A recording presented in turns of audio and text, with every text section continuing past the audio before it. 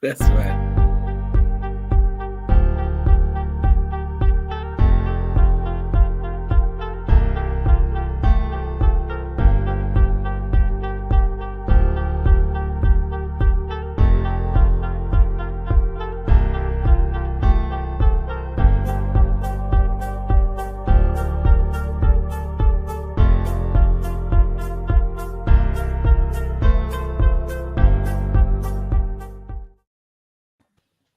Good evening, one and all, and welcome to another edition of Full-Time Sports Network. Run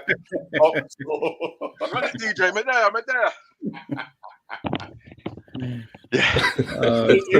Here he is.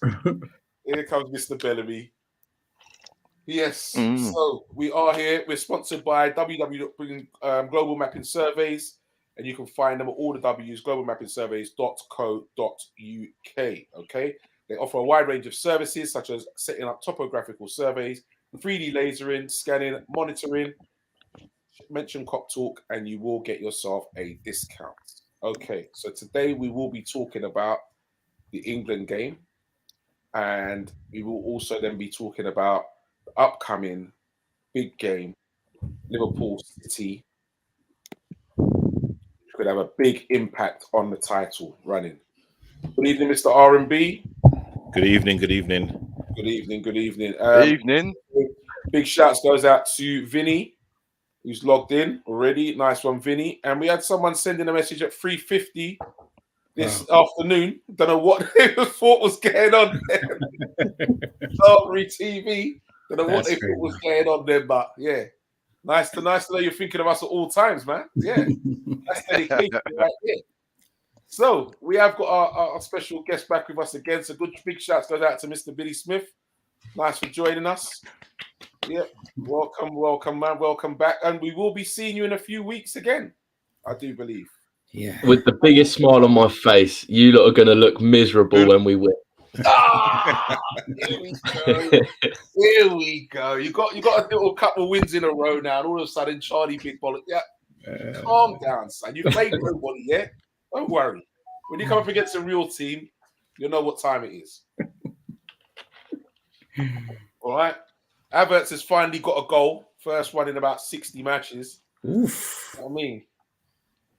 And all of a sudden, they're hollering. I'll tell you. Okay. So, England match. Gentlemen. What I will ask you first is, in that England squad, who for you is missing? Who would you have in there and who would you not have in there from that current squad that he's picked? That's what you can think about. And I don't know what's happened to Preds, but I think he's going to push 50p in the meter. Get back with us. Well, you know what? It's a hard one because now we are looking at an England team that beat Italy with like 10 men. So it's kind of hard to make a fair judgment. Before the game, I would have said Maguire sorry. I'd still say Maguire. He was at fault for the Italy goal once again. Yeah, but they still won away from home. I think Tomori has I think there's something there. I mean, I can't see him Interesting you said that. Very interesting you said that. I was listening to Talk Sport, and they mentioned about Eric Dyer or Tomori, and they said it's better to have Eric Dyer in the side right now because Tomori is playing in a very poor AC Milan side. They're not doing very well. They've conceded quite a few goals this season and whatever. So they'd rather have Eric Dyer in the team. Like, is Eric Dyer doing much better then? I think that was, if I remember rightly, I think it was Merson and Bomnahor and somebody else. Yeah. Okay. I was like, really? And I think we've been talking about Tomori for a little while, that we've been surprised. Involved for a little while. He has been one of the standout defenders, I must say, centre halves. So yeah. He should have got a call up from. He should have got a call up from before as well. And I mean, even though I know this was the opening game for the Euros, I don't think there would have been any harm with him actually being in part of the squad. I think the only other who else was the central defenders? Was it Dyer? Dyer. And was it just Dyer? Who else was the other? Who else was the Mark other? Guehi. Oh yeah, from Crystal Palace. Crystal Palace, yeah. Okay, all right. I like him as well. Actually, he's all right. He's a good defender. But other than that, it still mystifies me how a player that doesn't play regularly for the club team consistently gets played for the international team. I have no idea. Suppose that's why Gareth earns all of the money and I don't at that level, but it just still mystifies me. I thought I was always under the impression that you play somebody on their merit and how well they're actually doing for their club team, but I don't know. 100%. Can I just say something? Stoney looks like Trevor Nelson. I just got up married, bro. This guy, you know, I'm probably about as tall as Trevor Nelson. I tell you that. That's a great shout. Hey, that's a quality one, mate. That's a great shout. Is that Stoney's little brother you've said on today? Maybe Stoney not able to make it. Stoney looks 10 years younger. Prez looks 10 years older. Oh, that's mad. That's crazy. I know what lies behind underneath this growth. Don't worry about that. All right, so Reese, so you was getting on that. So you said Tomori. So you'd have brought Tomori in, and who would you have dropped out? Maguire. Okay. So you would have kept Dyer then? Yeah. Hard, didn't it? Rock and a hard place comes to mind. It's hard. I would have kept Dyer purely in the fact that he's been playing and Maguire hasn't been. Look at Billy. Billy's like shaking his head like. Okay, Billy, who would you have included in that squad and who would you have dropped out of that squad?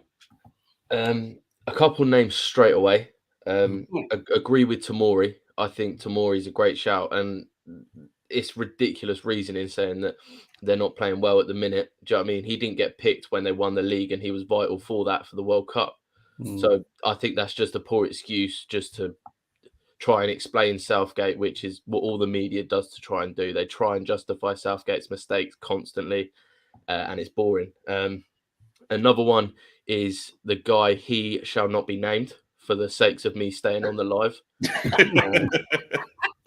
And I would have completely. He learns fast. He learns fast. I like that. And I would have dropped Calvin Phillips. We saw it today. I don't know what the hell he's doing.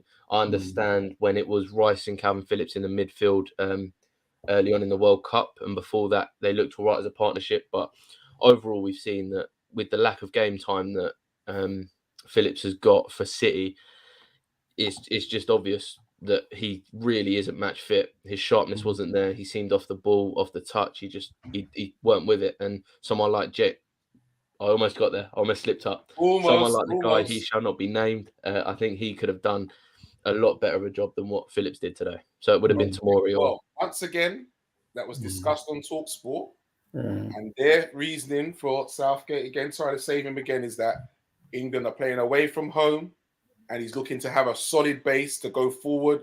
And the partnership of Phillips and Rice works really well. So that was their reasoning for that once again. Which is really poor as far as I'm concerned, because I think he may have even had less minutes than Maguire. Check this out.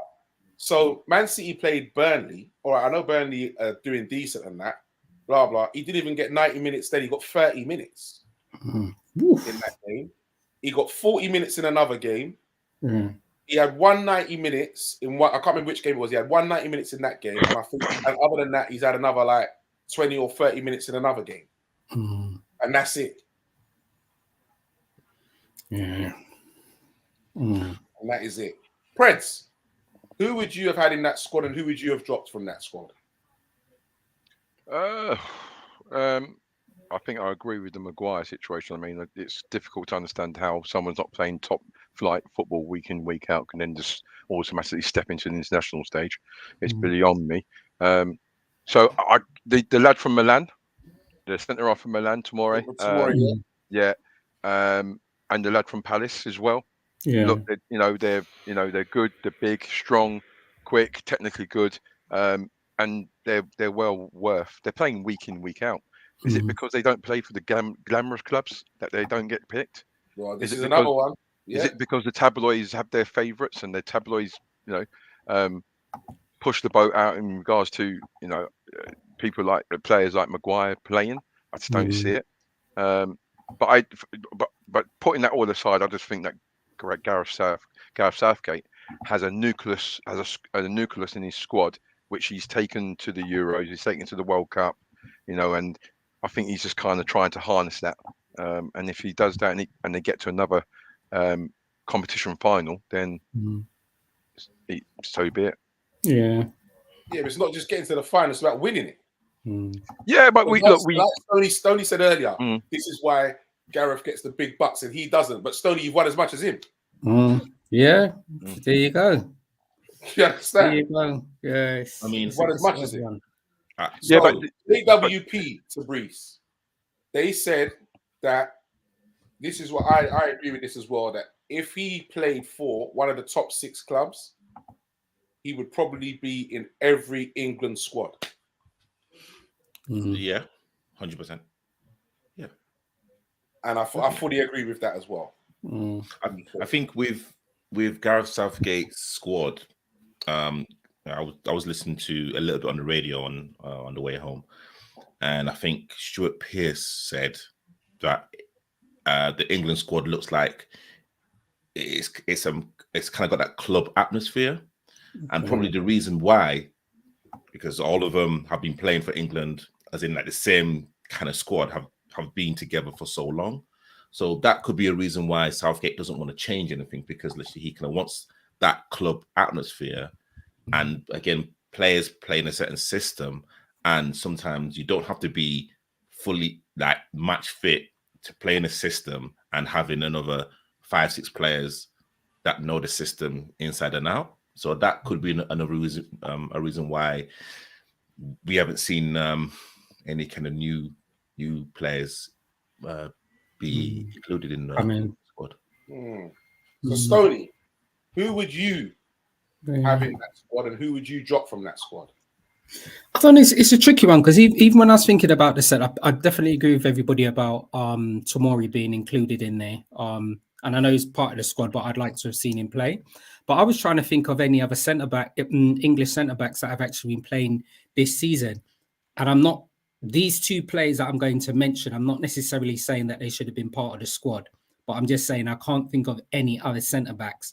So the only other English centre backs I can think of is Mings and Kodakodi. I can't think of any other English centre backs that have actually been playing regularly this season. Go ahead. You got Dawson from Wolves. You've got a player who I mentioned when I was watching your live before the World Cup, actually. Chris Smalling. I know his age, but you may laugh at it as Liverpool fans. A lot of people seem to forget, and we see this time and time again. Once you leave England, it looks like you ain't got a hope in getting in the England squad. Trippier got very lucky. He was at Atletico Madrid, but he was already part of Southgate's plans then.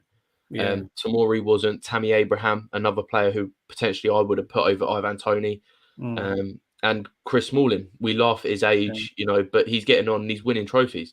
He'd want more with Roma than what the England team have in the Euros or World Cup. So he's doing something right. I wouldn't agree so much with Tammy Abraham, because he's not having the greatest season this season, and Tony has been banging goals. Previously, I would have said yes. Definitely, I would have said yes, but not so much now, because he's having a poor time at the moment. What's happening with Tony with all the betting stuff? Is that all cleared now? No, he's going to come up for him. He's going to get a ban. He's going to get a ban, but Gareth Southgate still brought him as part of the squad. So that's the other thing that kind of mystifies me. He's actually part of the squad, but you're not going to play him. I don't know. Even that one, I still don't get it. I mean, if I was a forward playing for, well, if I was a forward and I was born in England, your chances of actually getting a run of games where Harry Kane's, available, you may as well forget about it. I'm telling you, your numbers can be like Haaland, and you're still not getting in front of Harry Kane. Yeah. It's zero. It's true. Very true. Yeah, because Tony's form this season for Brentford, I think, has been very, very, very good. That's just my personal opinion. The way he's played for Brentford has been really good. I believe he's third after Haaland and Kane. I believe it's him and Mitrovic next. Okay. Yeah. So he's up there. He's up there. He's got 21 this season. All right. Those are big numbers. Those are big numbers. But yeah, going back to what we were saying about some of the other centre backs, I know Tottenham haven't had the best this season, so I'm still mystified why Eric Dyer was in there. I think the fixtures that Crystal Palace have had probably hasn't done justice to how Gay has actually played for Crystal Palace. I'm glad he got the call up from before. I would like to have seen him actually get some game time personally, but I'd also like to have seen probably, even if it was one of the centre backs from the under 21s actually coming up and have an opportunity to actually train with this England squad to actually play. They've got what's his name? Levi Samuel Colwell. He's currently playing for Southampton at the moment, centre back. Yes. He's very, very, very good, and he's 20. So I'd like to have seen him actually had an opportunity to actually being part of the squad. I like him. I like him. I think he's a complete defender at the moment. Maybe it may be too early for him to be making that transition from the under 21s to the first team, but I think that's going to be somebody whose name's going to be in and around that squad sooner or later. But I would like to have seen him get a call up. That's just my personal opinion anyway. Okay. So Vinny says, in 10 years' time, we're going to look back on this generation and be amazed at the amount of players who very few, if even any, caps for England. Trent Alexander-Arnold being one of them. Oh, we can go back years and do that. We can go back generations. Like, how many players should I have England caps? They didn't. It was just the same old English players who got through. And you've got to be honest. Like, one, I think sometimes us English, we feel like we've got this God-given right to win something. You know what I mean? You've got like the press blow it all up, and the players get looked after very well, and the X, Y, and Z. And it almost comes across like we've got a God-given right to win a competition, and we haven't. And I think the nearest I saw out of that was at the Euros, and unfortunately we succumbed to Italy. But I just think it's very hard for Gareth Southgate to bring in players and experiment with them because they don't have any friendlies anymore. It's all like, you've got the Europa, you've got the Euros, you've got the World Cup qualifiers, and then you've got the Euro League as well. So if anything, they're all free competitions. So gone are the days where you can bring a couple of players in and experiment, and then I think it's quite difficult for national team managers for that to rotate it. I think in what Vinny said there, I think Trent is around at a very, very difficult time. You've got Trippier, James, Kyle Walker, all breathing down your neck. For me, as a manager, it's a blessing to have that choice. So from the moment that you're not in form or you're doing something wrong, I've got options, man. And they're great options. I'm not going to lie. They are great options. All four of them are great options. So for me, to hold that position, you got to be at the top of your game all the time. All the time. Well, in the next 5 years, it's going to be clubs. Yeah. In the next 5 years, it's going to be James and Trent, because you got Trippier. He's in his 30s, and Kyle Walker in his 30s. So in anything, it might not be a bad thing for Trent not to be involved now, because then, like you're saying, he's going through a period in his career which he's never had before, and he has to get through it. Simple as that. But it's to be expected, man. Every player goes through it at some point. Absolutely. No matter who you are, you always have that you have that point. It's just how you come back from it. That's what it's about. I would take Trent if he agreed to play midfield for me. I would have Rice, Trent, and Bellingham in midfield, and then I would take Trent and consider that. No, I wouldn't. I wouldn't. Interesting. See, now, Billy, I've said this before. I've said about Trent going in midfield, and I got shot down in flames. Yeah. Right? No, I listen. I agree with you, but the common consensus is there's been a big debate going on about that of late, especially with his form of lately. And certain man was saying, listen, he cannot play right back. He needs to play midfield. That needs to be his new position. We need to get a new right back as Liverpool. That's the but hold on. Let's put a bit of reality to this. Are we saying a fella who, before he reached the age of 24, won the Champions League, the Premier League, the Club World Championship, as playing right back in one of the most formidable? Are we saying that he's a bad player overnight and he's got to be? Look at his stats. Look at his assist stats. It's like I think sometimes, and similar to what you guys were saying as well about players, that's going to go down in history for XYZ. I think we have to be mindful of how good of a player Trent is. As he said, at the moment, England do have other fullbacks that are playing in a rich vein of form for their clubs as well. But listen, Trent's there, and I think the bigger part of it is he probably just needs to be coached in probably a different way as well. Because if the defensive side of him is not at the level that our club would like, then our coaches need to support him defensively. They need to take him out of the firing line at the end of the day. And if Klopp wants him to play offensively, then so be it. Klopp needs to look after him. So Stoney says no, don't play him there. No. Billy says yes. Fred says yes. To Brees, no. What say you? No, you know, again, exactly what Fred says. He's won everything. Domestically and like in club competition as a right back. Why would we? Again, it's as if players just automatically know how to play in different positions.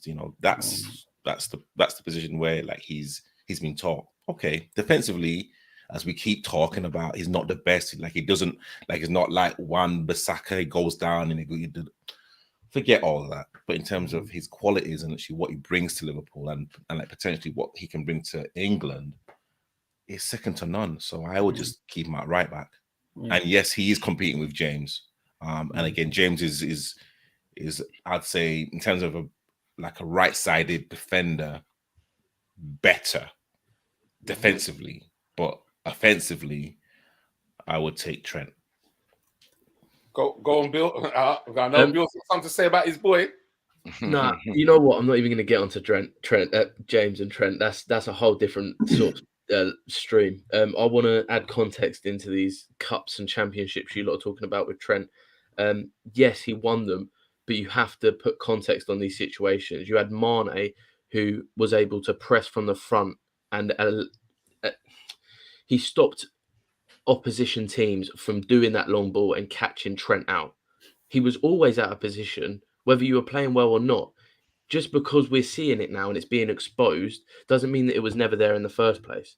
He's always been defensively poor and he's always been positionally not that good. But you've had Mane counter-attacking, or not counter-attacking, but high pressing, not allowing them to long ball it. You've had Henderson always dropping back to right back to cover Trent pushing up higher. And you've also had Van Dijk over on that side, I believe. But overall, I think that we're seeing it now. Henderson's getting on.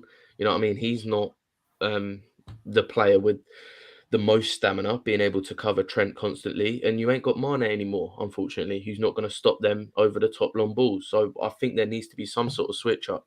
And yeah, in all honesty, I think Trent in midfield would work a lot better because he's not getting the support that he once had. Yeah, but let's say about the end of the day, like Mane high press, absolutely. But Mane was on the left hand side. He was on the opposite side to Trent, and you've got Salah as well, who was there. And if we move him to a midfield, is it going to get to a point where okay, we're just going to move him because we have to play him? We're just going to move him to fit in. Look, he's right back. Trent's 24 years old. He's no way the finished article. When Yeah, that's the point I was in saying. actual fact, because he's been thrusted into a team at a very young age, everyone's going to be on him. But listen, there are definitely been players out there who weren't great at something at the start of their careers, but as they matured and grew and got older, they became better. Trent's not the finished article. And Yeah. and we keep going, and people keep going about, oh, he can't defend. I'm sorry, but if a player, I'm sorry, right? We all sit here. Are you trying to tell me a geezer who's played in Champions League final, FA Cup finals, won the league? You trying to seriously tell me he can't defend? Yes. Come on. YES.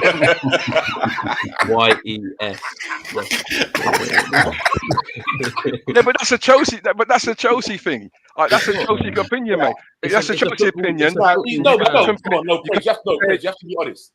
But come on, we're all going on to about Trent. He's 24. He's not a finished article. No, like Reece James. Reece James is not a finished article.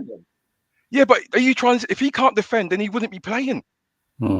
Exactly. Come on, people all sitting down there being keyboard warriors and being championship managers on the PC, right?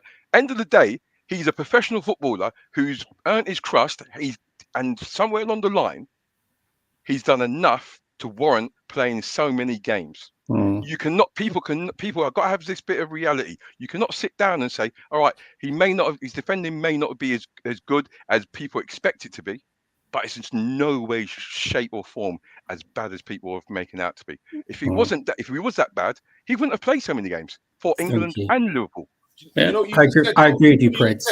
You said right that he's in that team for like what he does. And what he does best is offensively. Well, that's fine then. So fine. He goes. Sorry, go on, Stoney. Not defensive. Yeah. So it goes back to obviously what Prez was saying, and also James mentioned it as well.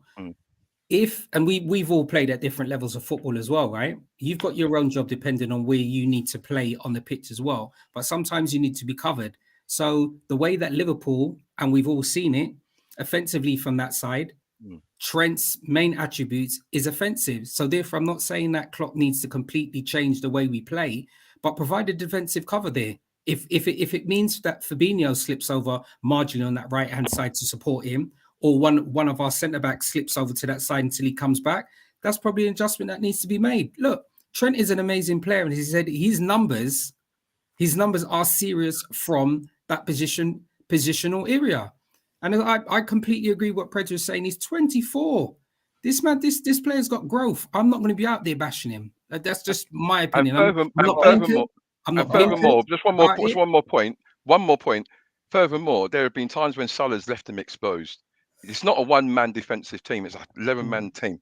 And it just so happens that, Trent got turned inside out a few more than a few times, and he hasn't had the best. He hasn't had the best thing, but it happens. Every right back has been turned inside out. Reece James, Cole Walker, everyone's been turned inside out. Yeah. All right. No, I fully agree. With that. Especially now, so even more so now, Salah's really leaving him out to dry. So I fully agree with that. Okay. So talking about being exposed as a fullback, why is it that Robbo's got similar stats, similar figures, but he doesn't get exposed as much? He's defensively better. But he's got similar figures. He's still got similar figures going forward with assists. I think Robertson has got that bit more bulldog to his game, like that rough sort of push into you and get into you. He lets you know that he's there. But you know the other side of it as well, like what Preds was saying, that can actually come with age and maturity. Robbo's 29, Trent is 24. So that's what he's saying, that there is growth for development. Robbo started with Liverpool at 24, didn't he? 25? Yeah, we're just fortunate that we've got two very, very good fullbacks. I'm grateful for that anyway.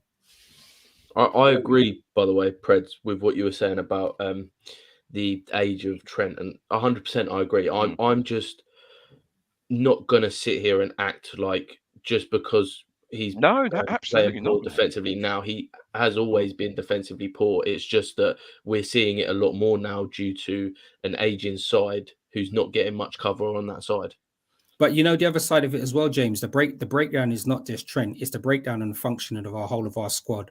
If you think of how Trent's played this season, Van Dijk, that's not at the level that we used to see Van Dijk playing. If we've seen how Fabinho's played this season, that's not the level that Fabinho's played as well. So it's not this Trent.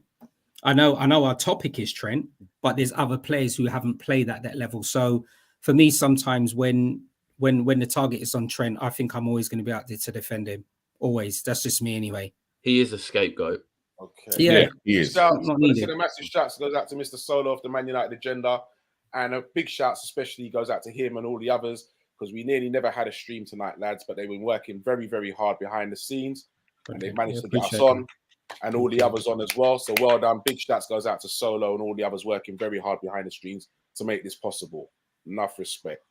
Vinny says Robertson, possibly the best left back in the world, but super underrated. And his next one, his question for the panel is can Reece James become as good attacking wise as Trent over time, or can Trent become as good as James defensively? Which one of them has the greater chance of improvement? Oh, that's a great one. That's a good question. Love that. I love that panel. First of all, no, I just want to know. First of all, where's James? Because Stoney's called James twice now. Where's James? What do you mean? He's Billy there, isn't it? He's called him Billy James, isn't it? Sorry,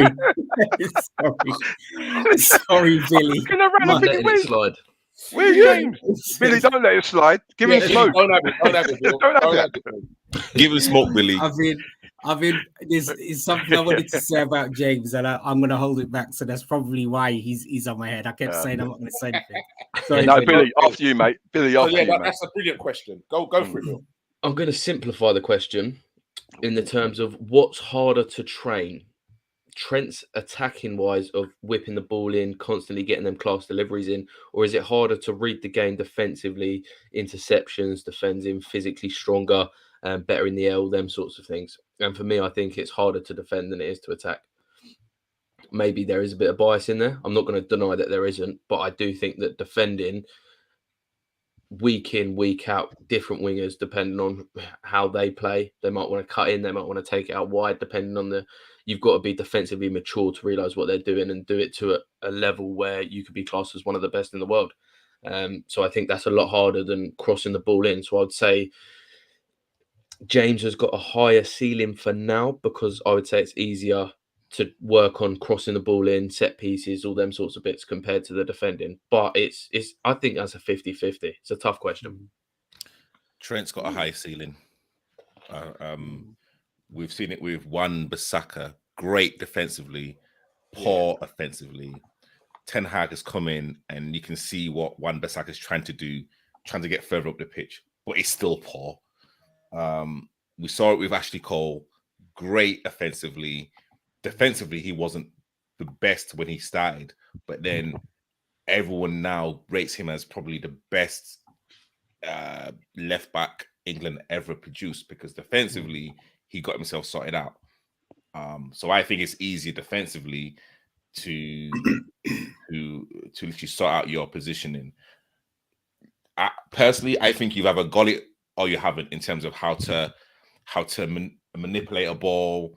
Like the pace, the spin, the awareness, that's a God, that's a God-given gift. Like you can't teach someone, but you can teach someone to defend. You can teach someone how to not dive in, positionally, like where to be. All right. So are you saying though, if someone's out on the training ground and if they're putting extra training, they can't learn to whip in a ball and stuff? Nah, no. Okay, I think everyone can whip in a ball, but again, that's training. When you're kind of talking about I'm going to keep going on about this. Trent's assist for Origi in a semi-final against Barcelona, you can't teach that. You cannot. That is footballing IQ at its highest, offensively. You cannot teach that. You can teach anyone how to whip in a ball, but in gameplay, that's what makes good players great. And in the offensive position, Trent's got that. defensively, I think, if you can get the right defensive coaching, he will instantly improve. Stoney. Yeah, I think I can only extend on what Tabrice was saying as well. Mirror image on that. There's Trent is what he is. There's room for improvement. And yeah, I haven't got an issue with it. I haven't. Just let him be coached, and that's what we've got. We've got coaches at the club. So he said if he needs that defensive side of it, whether it's an individual thing, or whether he needs to understand and read the game more as a team defensively, then that needs to be part of his tactical approach as well. So, is it him that needs to take blame for it, or some of our coaching staff as well? Yeah, I don't know. Preds. Great question, and I think it's kind of 50-50. You work at your game. You work at both elements of your game. In regards to whipping the ball and manipulating the ball, that takes hours of practice. Yes, quite a few. You got some players who naturally have that ability, but then they fall down somewhere else.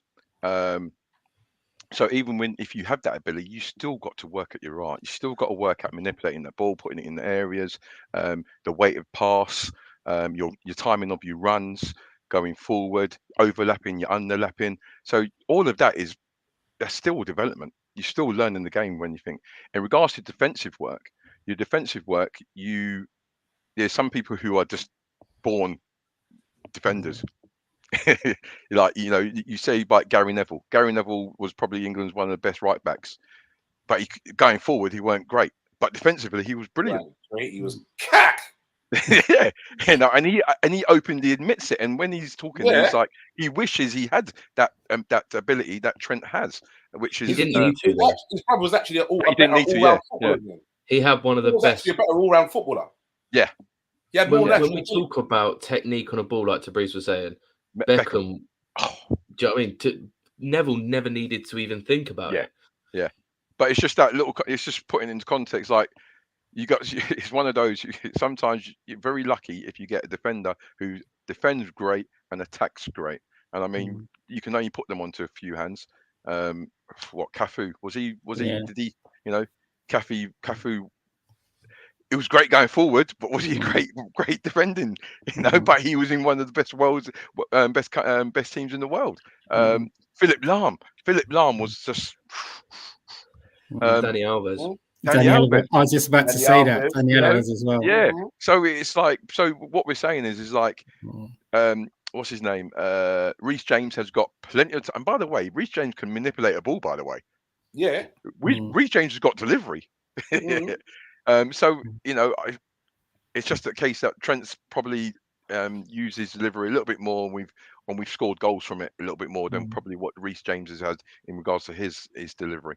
But all in all, I'll just say they're professional footballers, and it's about levels. And if they want to reach elite levels, they have to make sure that they develop on both sides of the discipline. Okay, so England get the win 2-1. Harry Kane breaks the record. And Vinny says, it's going to sound mad, but I still don't rate Harry Kane. I just don't see it. Look at Tabrice. Look at Tabrice. Thank you, Bill. Yeah. Great comment. Yeah. Listen, listen. I don't know what this guy has to do, man. I don't know what he has to do. Leave Spurs. That would be a good start. Yeah. And even somebody else said something as well. As what they say, he's 50 odd goals, blah blah blah. Probably more than half of them are penalties. Yeah, but you still got to score them though.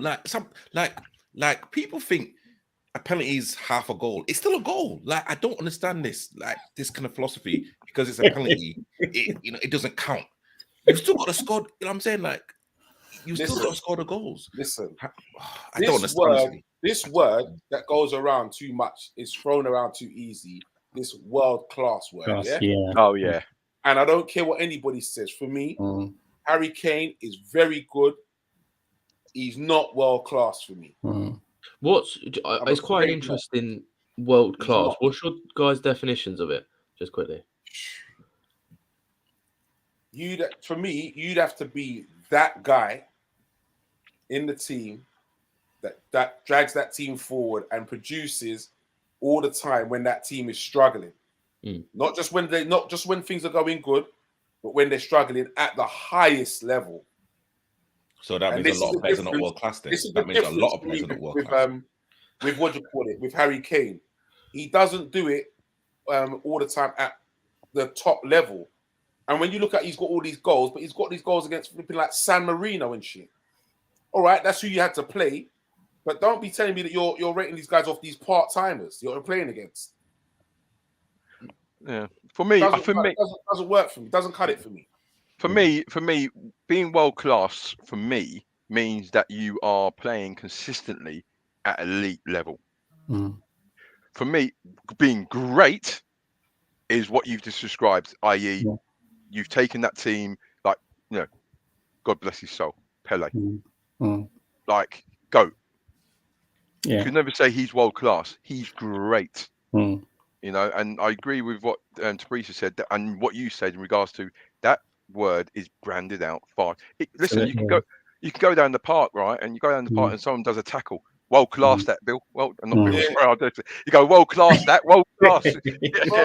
Leon Dublin called Jack Grealish world class today. Clown. I wanted to jump in the TV. Yeah. I'm like, really? He said, Jack Grealish and Phil Foden, both world class. Foden got subbed on and off. So yeah. What do you mean you got subbed on? I didn't watch the game, by the way. So he came on, but then Shaw got sent off. Yeah. So he pulled him off again to bring on Trippier. Yeah. It's ridiculous.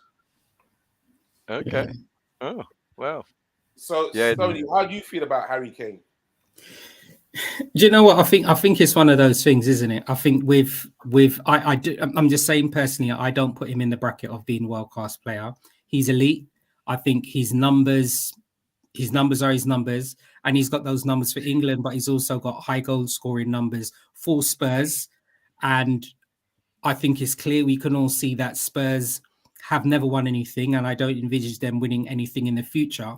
So he's actually carried that team year after year after year. But I think he's probably one of these strikers that I think a lot of clubs would pay money for, because really what he is, he's just a finisher. You can say anything you want about Harry Kane. He's a finisher. Wouldn't want him at Liverpool, but he is absolutely a finisher.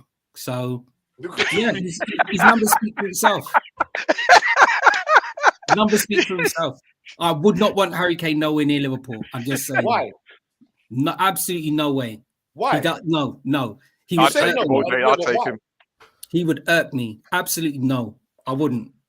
I would have sleepless nights. Believe me. Why? And this is just it. This is just it, Artie. I have this same issue with Harry Kane that I have with Declan Rice, and this is it. This is a mad thing. This is a mad thing. Listen, Harry Kane's numbers are very high, but I wouldn't have him at Liverpool. I don't know why. The same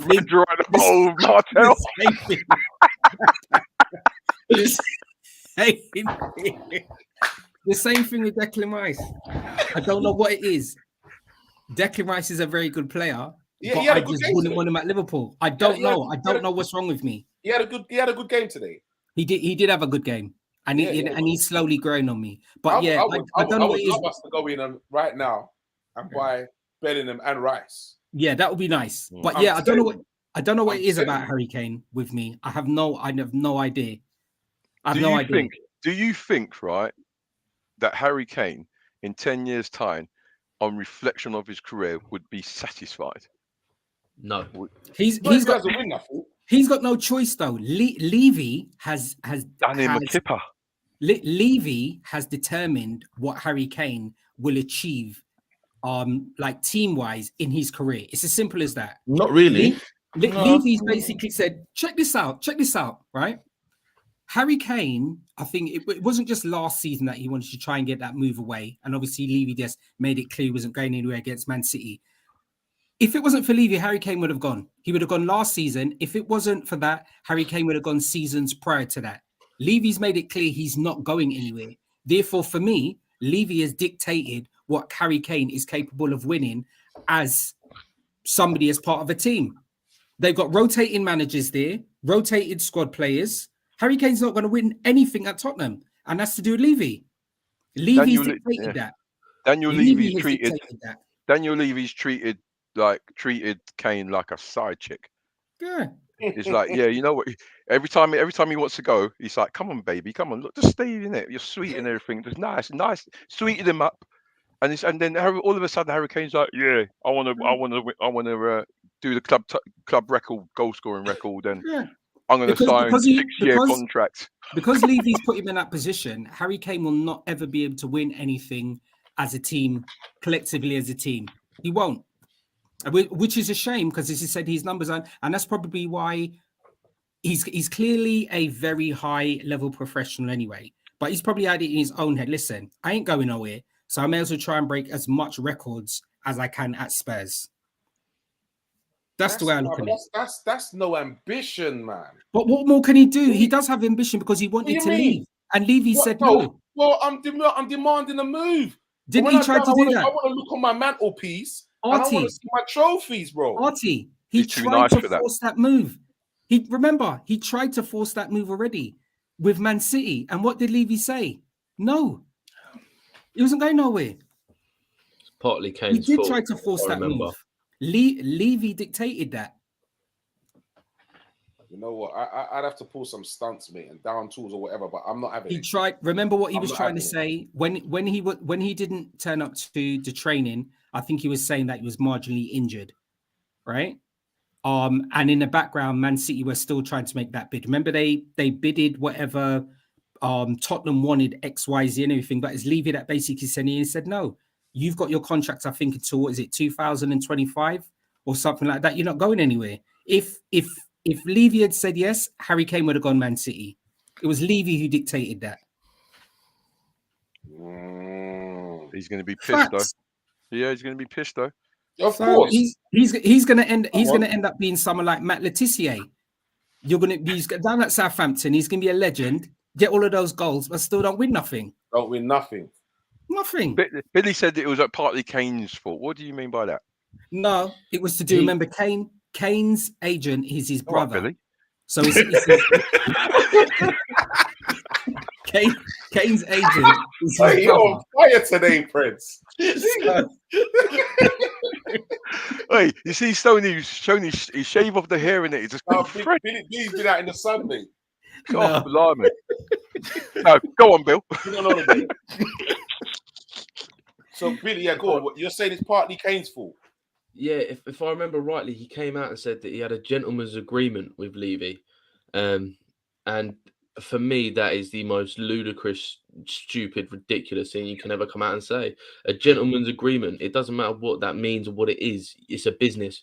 Your body is your business. It's your work. Do you know what I mean? And you shouldn't do handshakes and business deals under the table or when there's no factual documents to say so. Because like Levy's done, he's just gone, what agreement? Or I ain't sticking to it. And that's Kane's fault for getting in that situation to sort out that gentleman's agreement. So I think he's partly to blame. I think you're putting too much. I think Levy is, I would say, a good 75 to 85% to blame for it. But I think to not blame Kane at all for this situation that's gone on, I think it's not right. And Kane was too nice, wasn't he? He's too. He didn't go training, but then they kind of swept that under the carpet, saying, "Well, you know what? He weren't really due in today." Yeah. And they come in, and Kane's not that. He hasn't got that bad bone in his. He probably has, but he's England captain. He can't be seen to act in such a way and X, Y, and Z. Yeah, and you know, and it all falls into that political kind of box of, well, he's got to behave appropriately because he's representing England and himself. But me personally, behave appropriately and finish your career with sweet FA. Yeah, well, I honestly, like, I think again, this is how fickle football fans are.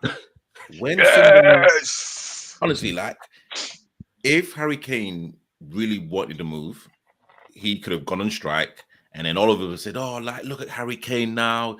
He's kind of forcing, Tottenham's hand and da da da da." But like, because he's like, you know what? Okay, it is what it is. I'm gonna honor my contract. You guys are saying he's soft. He should be doing this. Da da da. Listen. Okay, so I don't know how many goals he's off Shearer's record. I'm not even gonna talk about that. He's a World Cup boot winner.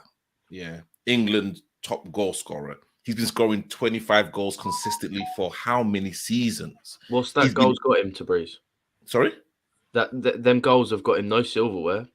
Well, I'm not talking about silverware. I'm just kind of just talking about his goals. Like, he's a striker. He scores goals.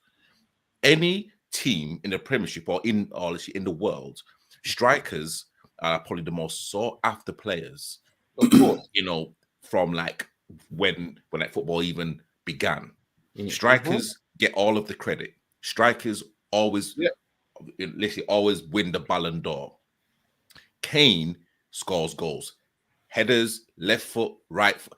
Don't forget when like Kane and Son had that kind of telepathy season, Kane was assisting Son.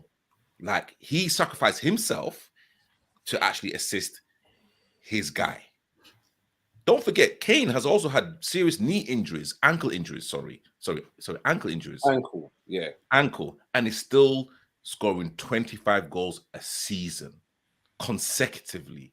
I don't know, honestly. Like, England top goal scorer. Like, we're not talking Jack Charles. Sorry, is it Bobby? Bobby. Bobby. We're talking Shearer. Like, that's a huge feat. Like, let's not just put that underneath the rug because, like, he's playing for Spurs. I'm not belittling that. I think the question that I was asked was, would I like Harry Kane at Liverpool? And my answer is no. What? Come on. Are you crazy? No. He scored, Stoney. He scored goals. That's good for Harry Kane. Hold on, Breeze. No, hold on. He's a good person to ask this, actually, because what Chelsea has need a striker. problem been this season? Chelsea need a striker. Would you take him? Billy, don't lie. Don't. Okay, I will be as honest and sincere as I possibly can. I would take no Spurs player at all. But that's my Chelsea bias. But I also listen. You need to look at the bigger picture. Remember, you're talking about it's a business, it's your body, blah blah. You need to look at the picture. Is he going to do a good job for Chelsea? No. What? He's too busy playing. He's too busy playing CDM. We need someone to play striker. He's all over the pitch. It does my head in. You know what? Honestly, yeah, but he plays all over the pitch for Spurs, but still scores goals. He scores 25 goals a season. It doesn't matter. I like a striker who plays up front. In a very poor Spurs team, he scores 25 goals a season. But he's allowed to play like that because Spurs ain't got any other players. If he was to come to Liverpool or Chelsea, he would have to play in a more structured way, and I just still don't believe he'd get those goals. Geez, man. That would be like the Grealish situation. Grealish was a marauding player at Aston Villa. He's come to Man City and has to play in a different way, and his numbers ain't the same.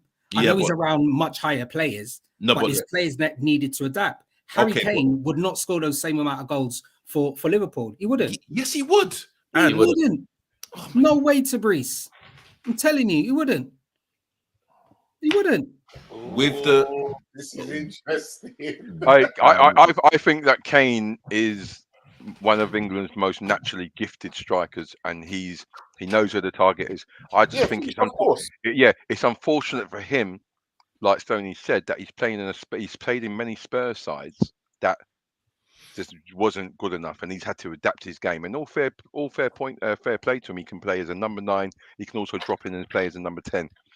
But I also agreed with Sony saying if he played for the likes of Chelsea or Liverpool or any of the top sides, for what he's done and for what his stats are, you can't see him not scoring goals for top level side, the top side. You can't say he's not going to score goals. He will score goals. Sorry, like Lewandowski moved from Bayern to Barcelona at the grand old age of 35, 36, and he's still bagging in goals for Barcelona. Barcelona ain't even in Europa League. I don't care. No. Who's their competition, bro? No. But what? Real and Atletico. But you know what? Other teams are all whack. No, but a finisher is a finisher. Like, as we've talked about regarding working on the, your offensive play and defensive play, there are certain strikers in this world right now that are natural born finishers. Harry Kane is a better finisher than Haaland, than Rashford, Mbappe. I don't know still, but again, if you kind of look at the numbers, Kane, left foot, right. I still remember the goal that he scored against Arsenal, where like he took it down on the left side of the 18-yard box and curled it like top like bins. Come on, listen, Harry Kane will score goals anywhere. And if we're kind of talking about world class and literally everything that you've just said, yeah, so that means Steven Gerrard's not world class. That's really what everyone's saying as well. Because hold on, I didn't give my definition. My definition would include Gerrard. No, but like literally, let's be real here, because literally you're gonna say Harry Kane isn't like world class, and literally everyone else has said Harry Kane isn't world class. But then we have to put Gerrard in that bracket as well. Gerrard hasn't been world class as well. Yeah, but it depends on like what Billy says and how an individual interprets world class.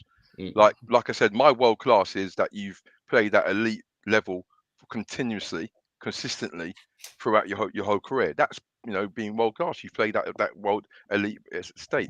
When you're talking about greatness, that's a whole nother level. But I do believe that Kane is world class. My definition of world class is a player who can get into any top side in Europe or the world. Harry Kane. I don't think he can. Benzema, he ain't getting in over. Lewandowski, still, I don't think he's getting in over. Mbappe, he's not getting in over. Haaland, he isn't getting in over him at City. But any savvy manager would look to have a formation and a system that would include all them players on the same pitch. Imagine if you've got Kane and then Pepe on the pitch. If you imagine you've got... Yeah. So it's just... I'm trying, but best said to Brees, I'm backing you though, bruv. I'm backing you. Just let you know, yeah. When you start drinking on the Martell again, just let you know, Preds is on your side. No, it's Henny. Is it Henny? It's the Henny bottle. Henny, come on, man. I recognize that bottle anyway. Oh, dearie me. Nah. But you see, right? All right. You said, all right. I understand what you're saying. Would he get into any of them sides there? And then a man said Lewandowski, then he said Mbappe. But Mbappe comes in from wide. So playing down the middle. Lewandowski plays down the middle. So that I would judge. I can't judge him. With Mbappe, I'd more have to judge with someone like Salah or someone like that. Because they got their same kind of figures coming in from wide. So we're talking about more of a out and out number 9, really. He's an out and out. He's more of an out and out striker, really. How would you rank Kane in Premier League strikers of all time? Well, it's hard. There's way too many and way too much differentials with that. Yeah, there's a lot. There's a lot. You could put it down to what then? Are you just going to put it down to numbers? A bit of numbers. Titles obviously got to be a part of it. Then obviously he's second in the list. Titles come into it. Longevity comes into it. But why does them titles come into it? Because it's a Premier League. Yeah, but we're talking about strikers. Strikers score goals. Yeah. But it's about Premier League all time. Lots of variables. Yeah, that's what I'm saying. Lots of variables. Because there's so many... the name that was on my lips as well earlier, but Stoney mentioned it before me as well. I mean, like Matt Letizia. Yeah. You can't tell me that wasn't a great player, but he didn't win nothing because of the club that he played at. He was a bit funny. Was he a striker? To play football. Was he a striker or was he number 10 or was he? What was he? He was more like a centre forward. Yeah. Than a straight up number 9. Matt Letizia. I don't know what you're talking about. He's more of a 10. Because you're right. It's one of those things. The Premier League's been around for so long, like what you were saying as well. I mean, Michael Owen at one stage he was ripping it up, banging in goals for fun, and then Robbie Fowler. You've had Drogba. You've had Les Ferdinand, Andy Cole. There's so many. There's all different. All different. Okay, but Zola at Chelsea. Goodness gracious. Okay, yeah. You see, the list is endless. But literally, and again, literally, I don't want to, put like names in like people's mouths. But for me, Alan Shearer is the all-time Premiership striker for me. He got one Premier League, but the amount of goals that he banged in, left foot, right foot, again, you can't buy those type of goals. He was clinical. He was absolutely clinical. For me, Alan Shearer is the all-time Premiership striker for me. I think it was different with Shearer though, because Shearer had the choice to leave, and he said that he wanted to stay at the club he loved more than go to United and win more leagues. United, yeah. Whereas Kane ain't got a choice. Levy's got him on a lead. He's like, oh no, it was a gentleman's agreement. Who has a gentleman's agreement? Chelsea wanted Letizia and he didn't go. Yeah, that's true. Yeah, because he wanted to stay down at the South. I remember it was 10 mil they were offering at them times there. 10 mil, which was big money. Yeah, and he didn't go because Letizia knew that if he went to any other club, he'd have to run. Yeah, like Letizia kind of fit in the same mode as Jan Moby. Like he didn't need to run. His thought process in regards to how he played, he was not 1 or 2. He was 5 seconds ahead of people. Yeah, mentally, 100%. 100%. You know what I mean? So one of my greatest natural ballers, though. I'll tell you that now. Oh yeah, naturally gifted. And again, didn't get enough games for England. Wow, here's a blast from the past. Oh, Mr. Stitches. Big man like Stitches. My brother, how you doing, sir? Nice to have you on board, man. Lovely to have you on board. Stitches used to be part of this channel, gentlemen. For those who don't know, beforehand. Good to have him on board. And he says any right back would struggle playing our system. Yeah. Very, very true. Vinny says, I think the defending part is easier to train. Trent's gift is otherworldly. The major key is how much of a significant difference is Trent's gift in attacking to James' defensive quality. Back to that point quickly about James. I think James is better attacking than Trent is defending. So I think James has already got one up on Trent when it comes to that as well. Why I'd pick him. Sorry, you said that you think James is better? James is better defensively. Yeah. No, James is better attacking than Trent is at defending. So I think that's why I would pick James, because James has got to learn less than what Trent has got to learn being a defender, because James is one of our pivotal players going forward and defending. He's one of our best players this season, and he's been injured for half of it, and he's still one of our best. So, yeah. Sorry, carry on. Also, how many players have got the better of Robertson? Says Vinny. I mean, I'm sure there's been a few players, but I can't think off the top of my head who's rinsed Robbo. I'm sure if any of the viewers know. I feel like Adama Traore would have. Yeah, possibly. Possibly. Good shout. I feel like I would have. I feel like I've seen that before. Do you know what I mean? Adama Traore. Yeah, well, Robbo tried to grab his arms, but he can't get no one can get a grip of Traore's arms. Good question, Mr. Stitches. Good question. Is there a point for any striker to even try and get into the England team? No. This is what we were saying earlier. Yeah, that's what I said. We're speaking about even Tony, innit? Come on. Yeah, it doesn't even make no sense. While Harry Kane's around, it doesn't make no sense. No, and he's captain, so he's not going to get subbed off. Exactly, because I was even thinking a couple of seasons ago when what's his name, Calvert-Lewin at Everton. Remember there was that season when he was very good. He was on fire. Very, very, very good. And he wasn't even getting a look in. And I was thinking, well, crumbs, all right, we know what Harry Kane can do. If for whatever reason anything was to ever happen to Harry Kane, because no other striker has had an opportunity to play at England and get to know how everybody else is play, That's a dangerous thing that I think England are actually playing. I don't ever want any player to get injured. I'm just putting it out there. But if anything was to ever happen to Harry Kane, that next striker that comes in, there's going to be so much weight and demand on that striker's shoulders. That's going to be unfair. Yeah, but it happens. Yeah, but it happens historically. I mean, Kane had to come in on the back of Alan Shearer's shoulders.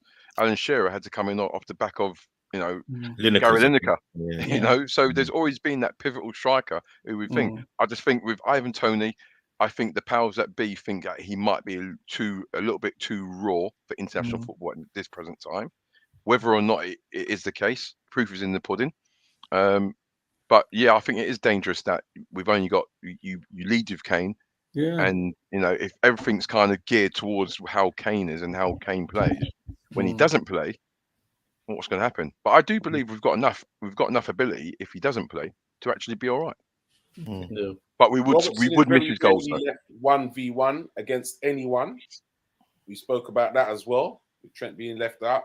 And Harry could have one leg amputated and he still gets selected ahead of everyone. Did Wilson actually play at one point during the World Cup? Yeah, he did. Yeah, he done well. He did. Where is he now? Is he injured? Yeah. Yes, that's the problem with him. Like every time he gets to... No, actually, the last game, when they won 2-1, was it 2-1 or 2-0? Yeah. He was actually on the bench. Okay. But Isak had been playing well, so he actually went with Isak over Callum Wilson. Yeah. Yeah. Isak's all right as well. And he got the 2 goals. Yeah, he's decent. Isak is tasty. Yeah. Yeah, he is. He is.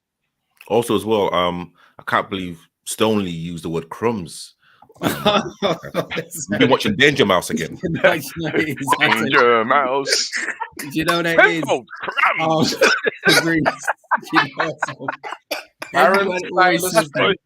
Do you know what it is, Tabriz? The mad thing is, right? I don't actually swear a lot anyway. So I know a lot of people usually laugh when I say that anyway. It's because I don't really swear, you know what I mean? So, that's what it is. That's got to be his new nickname, isn't it? Crumbs. Yeah, Crumbs. You're right. Yep, so England can only ever rely on one forward. And yep, Stitches, you missed this as well. We spoke about this. The travesty is Maguire getting in ahead of Tomori. Yep. And then once again, Maguire gives away the ball, then does a bad tackle and gets booked for it, and Italy go on and score from it. Well, he didn't trap back either. That could happen to any player. No, come on. Tabriz, you stuck up for him during the World Cup. This is not a one-off. This is not a one-off. You know what? This is not a one-off. You guys have got the pitchforks out, man. I'm telling you. No, this is not a one-off, bro. Come on. You know what? Up for Maguire so much during the World Cup. I'm against. Yeah, you know what? For me, Maguire, I think he's got away with murders, and it went all the way back from when he got done when something happened, the incident at Greece. How has he? If there was any other player, he would not even touch the England side. That's true. He's gone. Yeah. He went through all of that, those issues. He's come back. He had more issues. How was he like? I don't know. It just annoys me. Yep, I'm telling you, it does my head in. Yep, and I think it's so unfair on these guys who are out there busting a gut week in, week out, trying to impress and make the squad. And this guy is just sitting on the bench, and he gets put into the team. And then the thing is, then he performs like that and goes and does things like that. It's ridiculous. Yeah. Imagine, all right then, Tabriz, you're saying that. Imagine how you would feel, and you was playing, you was like Tomori or whatever. Imagine how you would feel. You know what it is, what it is, man. Like, there's always players that should have played more. Players like Les Ferdinand, Ian Wright, Robbie Fowler, Pallister, Bruce. There's always going to be players that are going to miss out. It is what it is. Exactly what Press said. But these guys were actually playing. Harry Maguire is not even playing for his club side. That's the difference. That's always been the argument. That's always been the argument, isn't it? But they were up against other people who are actually playing. At least you could say that. He's not. But England won.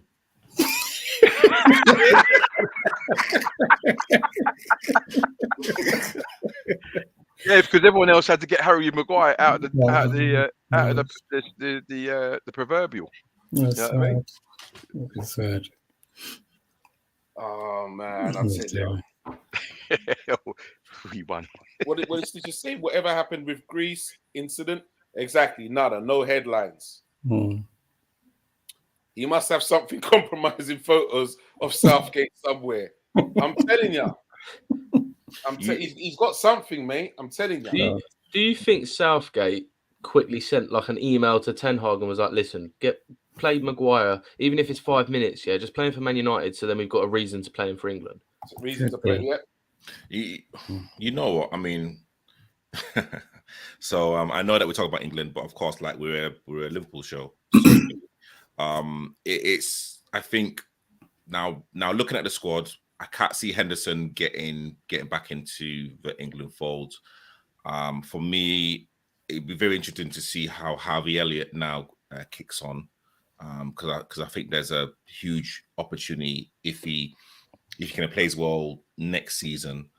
There is I can really think now that there's a huge possibility that we'll be looking at a more offensive side, because Henderson is not in the squad, and hopefully the likes of Elliott will literally kick on and actually push his way through into the England team. Okay, good point, Stitches. I like this one. Until people start getting picked on merit, England will have these results and then flop at the tournament because the team is full of entitled players. 100%. So can you name the players that are entitled? Dyer. Okay. Harry Maguire, we mentioned Calvin Phillips. Okay, that's 2. Come on. And Dyer. That's 3. But Dyer's not starting. You're going to hate me, but Kane, still taking up a space in the squad. How is Kane entitled? Let me explain. Kane is entitled because it doesn't matter what Kane does. He ain't getting subbed off. He's the captain. He's entitled in that way. No, but he Wilson, scores goals. Tony, Abraham. But Billy, he scores goals. It's not like flipping Stefan Givac for like France that didn't score a single goal in the World Cup and like he played every single game. Like Kane is scoring goals. Like he's doing his job. He's scoring goals. Not in the big games. Hold on a minute. Not in the games that matter. Stitches has just mentioned the same 4 players. See, he knows ball. Funny enough. Baller. Funny enough, he's mentioned the same 4 players. And for real, if it wasn't for the penalty, Kane weren't scoring jack tonight. But he still scored. And he never looked like scoring either. No, but he still scored a penalty, possibly against the best shot stopper in the world right now. Who? Donnarumma. He is. But when it mattered in the World Cup, where's his penalty? Still travelling now. Some people can't let things go. That's what I thought.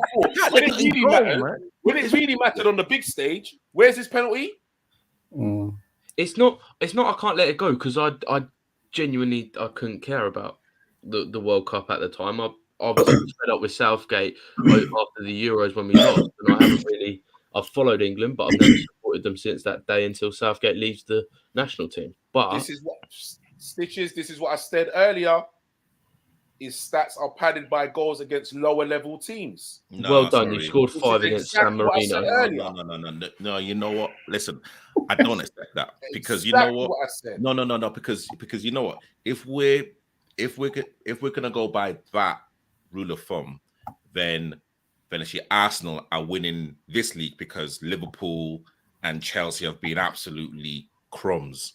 So like partly the reason, crumbs. So you know what? You have to beat the teams in front of you. That's what Arsenal have done, and that's the reason why that has played a big part in it. We have been poor, so that has played a big part in it. Yeah, but literally, you can't take Arsenal's. But we're talking about the difference between you're talking about Arsenal, Liverpool, and and Chelsea. We're not talking about North Macedonia. Name me a player from North Marino. Macedonia. Wait. North Macedonia. Macedonia beat Italy. Name me a player from North Macedonia. No. Is it Macedonia or North Macedonia? Name me a player, bro. I think it's Elmas. It doesn't matter. He plays for Napoli. You know what? You understand what I'm trying to say?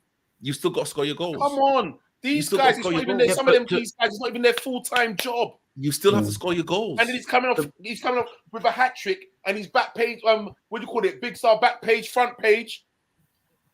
But you've played nobody, bro. Okay, hold we on. could score against them. Wait. Okay, so you're saying that Kane's got to play France, Germany every single game. Is that what he has got to do is score in them crucial games. The important games. Hold on. Be decisive. Wait. Hold on. Didn't Kane score against Germany? Wait, hold on. Didn't he miss one to knock us out? Oh, okay. So literally that was Kane's fault then, no? Okay, so literally you're saying that was Kane's fault.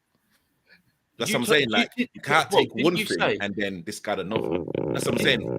Football fans are very, very fickle, and literally they are very, they've got very short-term memories.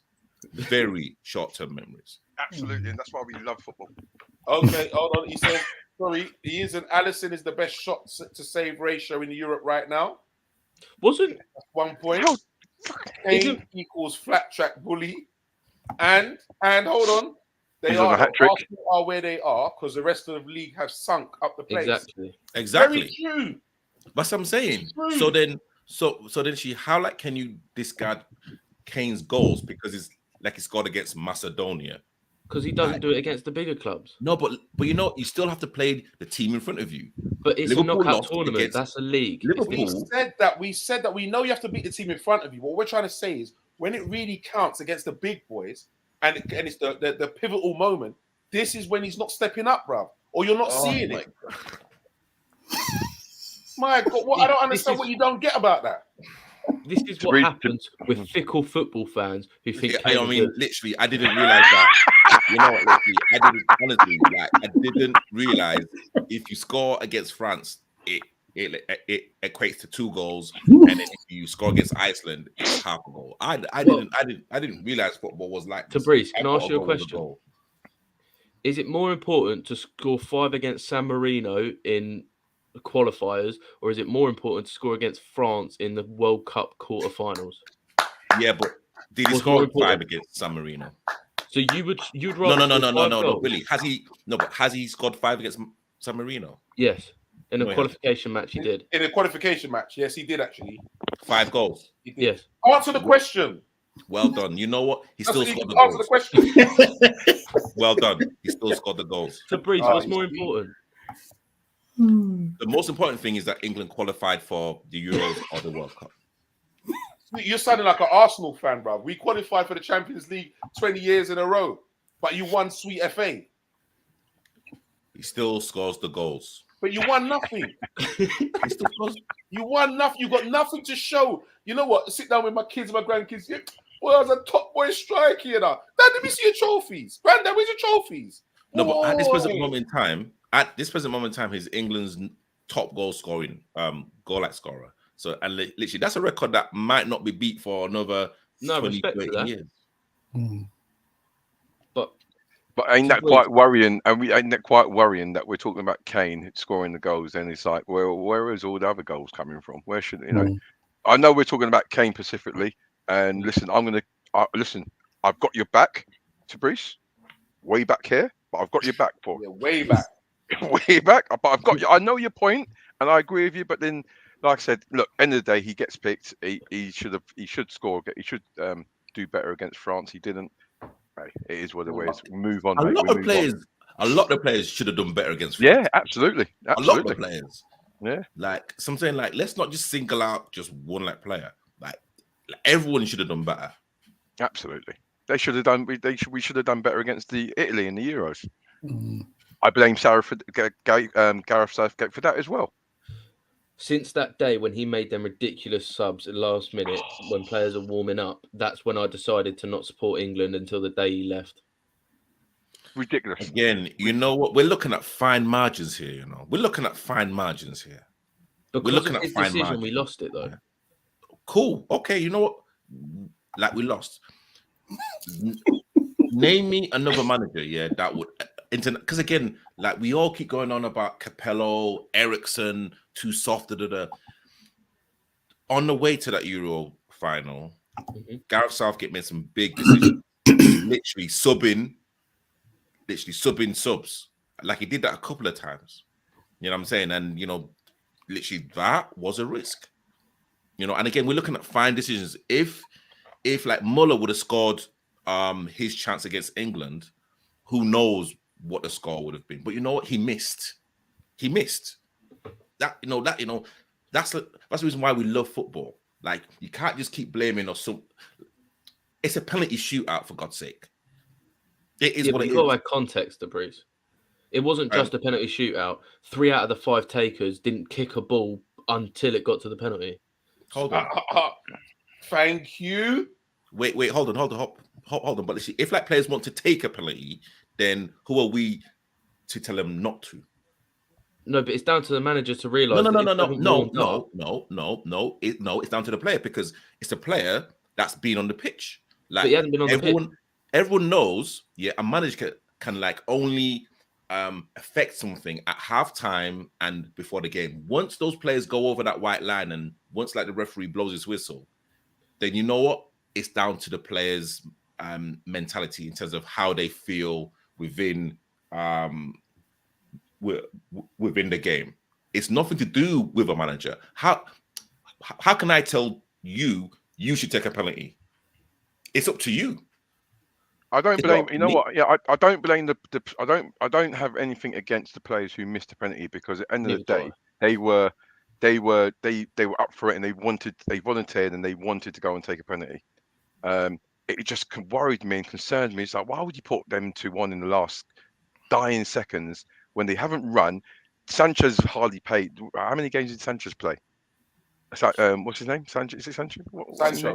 Sancho, yeah. Sancho and Rashford. They didn't play many minutes, so to put them on in the last dying minutes of a tournament, it was just, I just didn't understand it. I just didn't understand it.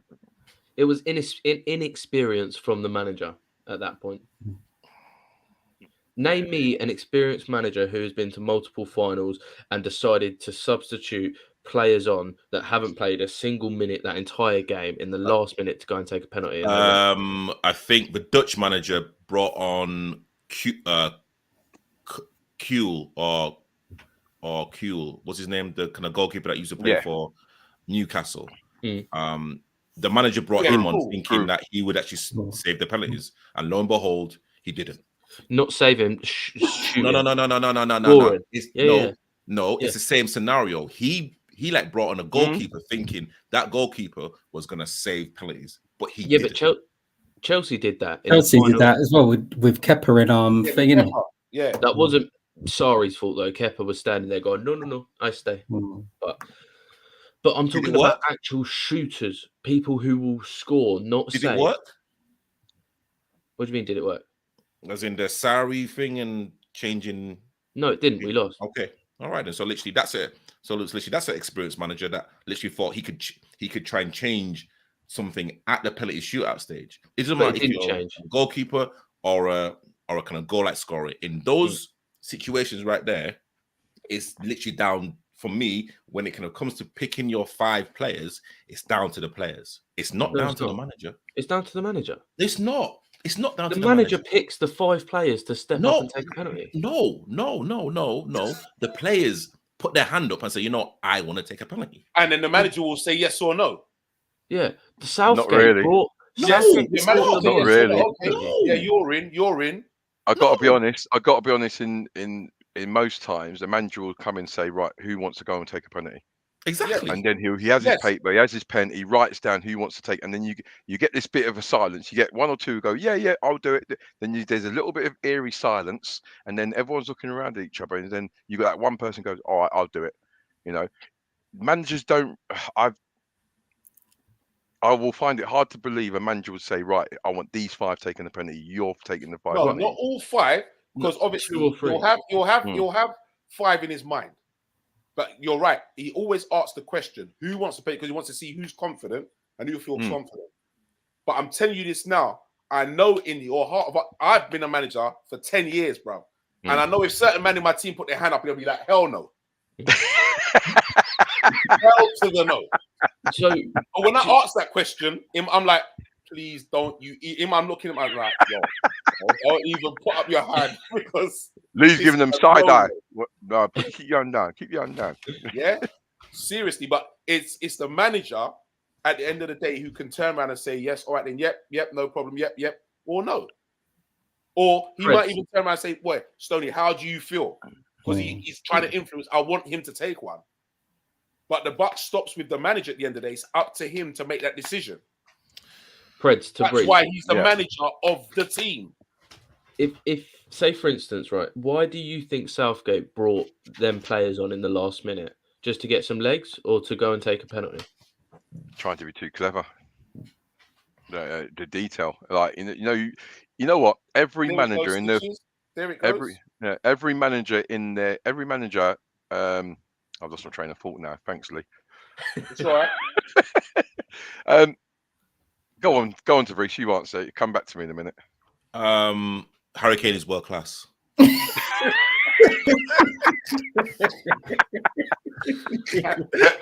with that, it's all over, folks. Yeah, it'll come back to me next week. Don't worry about it. All right, listen.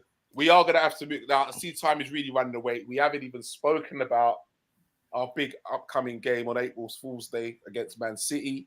So quickly, before we do go to that, are England qualifying for the Euros and what's their chances? Before we quickly move on, gentlemen. Yes, they will get to the Euros, and you know what?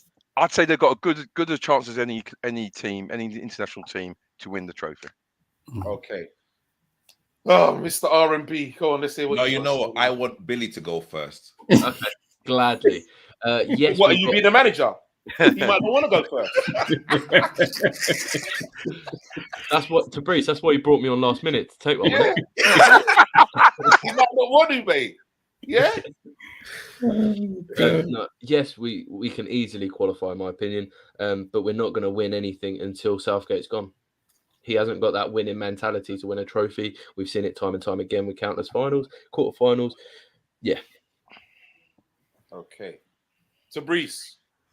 I think we'll qualify and we have a really good chance of winning it. Because Kane scores goals. Tony? Yeah, England are definitely qualifying, but they're not going to win. Okay. All right. All right, Mr. Happy over there. Okay. So, all right. Yeah, thank you for that, Snitches. Thank you very much for that, mate. You're damn right. 100% the manager usually takes penalties. Thank you very much. Anyway, we'll move on. Right, gentlemen, big game coming up. And actually a big run of games. City, Chelsea, Arsenal. Mm-hmm. In a recent run of form. It's not looking good, but we do game? tend to rise when it comes to these big boy games. We do tend to step up to these games. So, Man City on the April the 1st. Yeah. Very pivotal. Mm. Pivotal game in the Premiership title race as well. Arsenal do them a favour. 12:30 kickoff. Yeah, I know. Oh. I saw that as well. I was just like, Listen, that's what you need to know, man. you know what? I knew he was playing them. It's only I think during the week sometime I looked and I saw it's 12:30. I'm just damn it, man. Here we go. But no, I know Klopp loves a game against Pep, man. I know the boys do too. Hopefully, not sure how serious it is, but Nunes is meant to be struggling with, I think, a shoulder injury. And Haaland's got a groin injury at the moment as well. Oh, is it? Yeah. Who? Haaland's got a groin injury at the moment. Good stuff. Was that after smashing 7 goals in 2 games? I think so. Yeah. Diaz is meant to be back. Okay. And running, but obviously, I don't think people say, yeah, Diaz is back, but I'm like, you can't just be saying, yeah, he's going to come back and you're going to start him to play 90 minutes or whatever. You need to bring him back gradually before he comes in and pops down again. Yeah. Got to look after him. But what's your predictions, gentlemen? Where do you think this game's going to go? Well, we've got to win, so Liverpool's got to win. Whether it will go that way or not, I'm not sure. But like you said, Klopp does like playing against Pep. Pep does has this little we've got we're that Achilles heel of his, isn't it? Yep. So I think that it's going to be a really enthralling game, but I really do hope that Liverpool come out victorious or unbeaten. Okay. Stoney. I think it's going to be a draw 2-2. Ooh. It's going to Okay. be 2-2. This fixture's always got goals in it, and it's always got two either way. So I think it's going to be a draw 2-2. Tabrice? I think it's going to be a high-scoring game. What, more than 2-2? Kane isn't playing, so that's impossible. Yeah.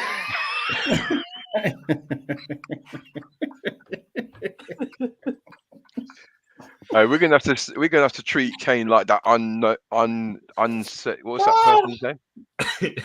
We can't say that person's name. I can't say that name. We can't say that name.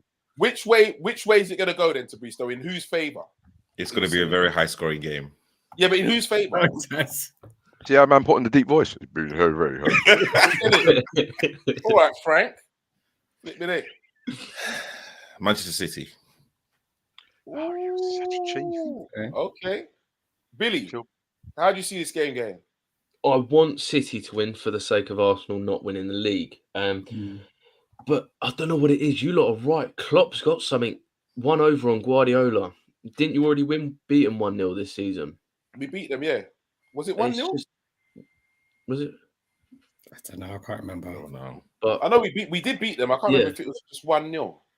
I remember Salah running through, didn't he? Straight down the middle. Yeah. It was a counter-attack. Yes. But I think that was the one, or it might have been more. I'm going to go with a Liverpool 2-0. Ooh. Who's Chelsea's next game? Who cares? I don't even want to know. We have Aston Villa. Okay. Oi, be careful of Ollie Watkins, mate. He's on fire at the moment. He's not Kane, though. That's a good point. That's a good point. Ollie Watkins is on fire, mate. I think he's got 6 in 6 at the moment.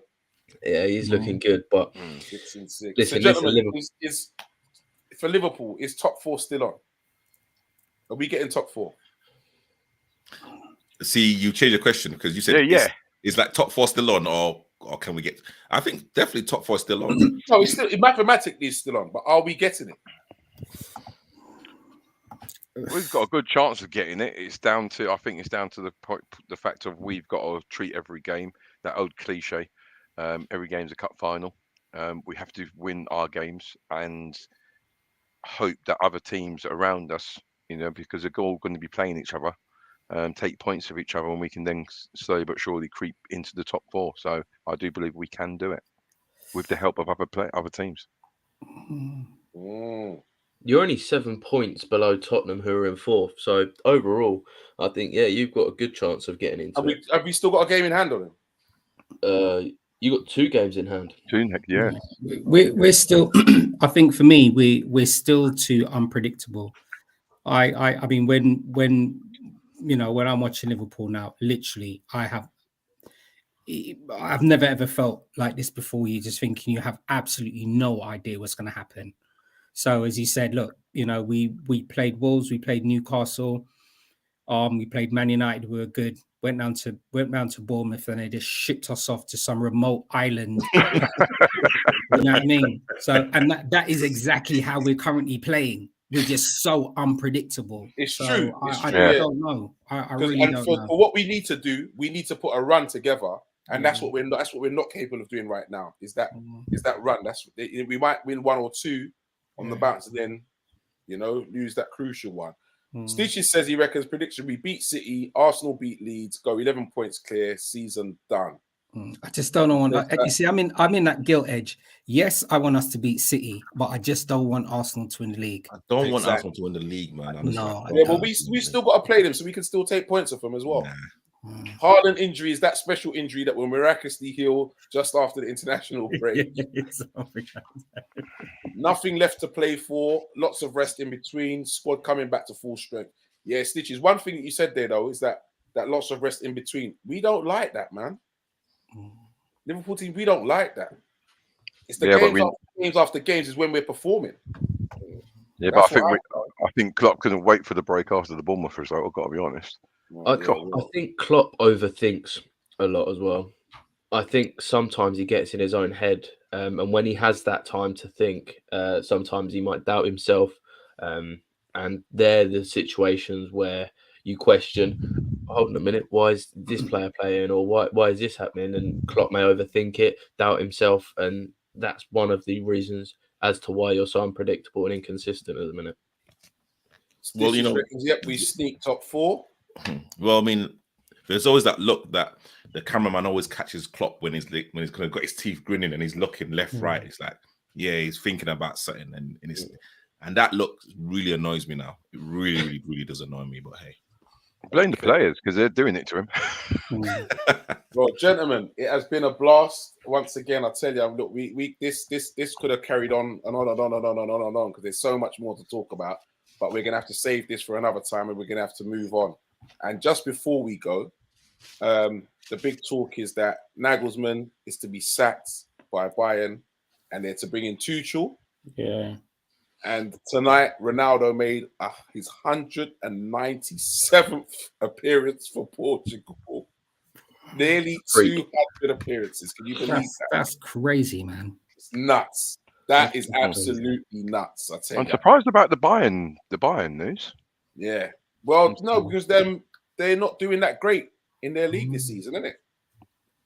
No, are they not? They're still in the Champions League, though, aren't they? Yeah, they're still in. Yeah. They got Chelsea, isn't it? Yeah. It's just said that he's been sacked. Bayern got Man City.